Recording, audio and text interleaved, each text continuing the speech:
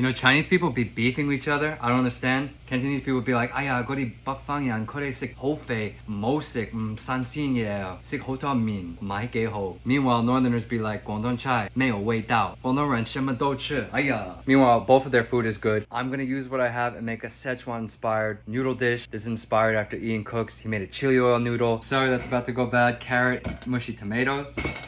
Cooking takes time, it takes energy. In the wise words of Nikola Tesla, if you want to understand the universe, think of energy, frequency, and vibration. When we're cooking, we're putting our energy into it. When we're speaking to our friends, family, it's an energetic exchange. That's why sometimes when you have a negative interaction with someone, you feel drained. I remember when I used to wait tables, it was a physically demanding job, but also talking to 50 guests a night was tiring. At the end of the night, I couldn't talk. So be aware of where you place your energy and who you give your energy to. Anyone that has a social media presence, I realize that I can't respond to everyone. And I think the same goes for friends, family, significant other. And I think one of the big things is to say no sometimes. On the positive note, if you're feeling a little tired and you surround yourself with positive people, or you put yourself in a situation, for example, like public speaking, where you go to the gym, you gain energy from that experience, even though you're tired. So every interaction, every situation that you put yourself in is an energetic exchange. If I hate filming the video, I'm gonna lose energy doing it. If I enjoy filming the video, sure, I'll be tired, but it'll elevate my vibration because I really enjoy doing this.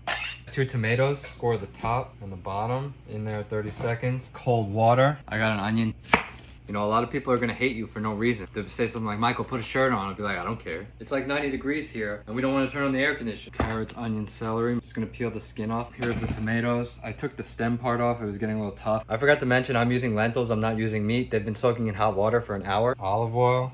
Carrots, onions, celery. Thick cut noodles. The special ingredient, Szechuan peppercorns, distinct mala flavor, like a numbing floral flavor. My family doesn't really cook with this because they're Cantonese. They're from southern China, and this is more like western China flavor, raw.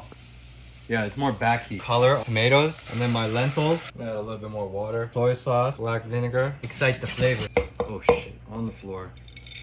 Chili flakes. This is Spanish. We accept all right now.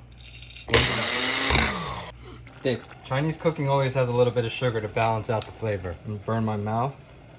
Touch more salt. Pink salt. That's better. This is reduced nicely. It's been 15 to 20 minutes. Drop 1 bundle of these noodles in. The sun came out. Boiling water. This much I'm gonna add. Chili mixture. Some water. San fen zhong. Lao gan ma. Add a little bit more water. These are my Szechuan-inspired thick-cut lentil noodles. This is good. Does it kind of taste healthy? Yes. Of course, I like to drown it with chili oil, but I'm not gonna do that right now. It's still nice. Everyone have a good day. Peace.